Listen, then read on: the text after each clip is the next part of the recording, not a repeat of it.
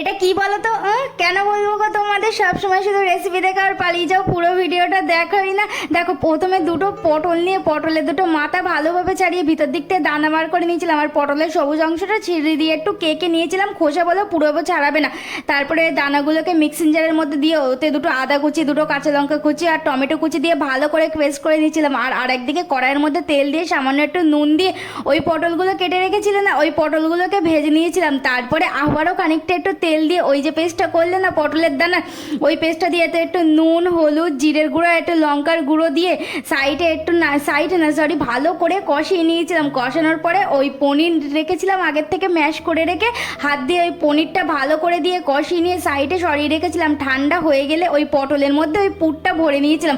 আর এদিকে আরেকটা কড়াইতে গোটা গরম মশলা ফোড়ন দিয়ে একটু গোটা জিরে, টমেটো আর ওতে দিয়ে দিয়েছিলাম একটু সামান্য দই। আর আমি আগে থেকে টমেটো আর পোস্তর একটা পেস্ট করে রেখেছিলাম, ওই পেস্টটা দিয়ে ওতে একটু দিয়েছিলাম নুন, চিনি, সামান্য একটু জিরের গুঁড়ো আর লঙ্কার গুঁড়ো দিয়ে ভালোভাবে কষিয়ে ওতে জল ঢেলে দিয়ে দিয়েছিলাম ওই পটলগুলো। তারপরে পটলগুলো যখন ভালো করে ফুটে উঠবে, ওপর দিকে গরম মশলা ছড়িয়ে দিয়ে গরম গরম ভাতের সাথে এই পনির পটলের দোরমাটা আর গরম গরম ভাত আর সাথে একটু স্যালাড যা লেগেছিল না রসে,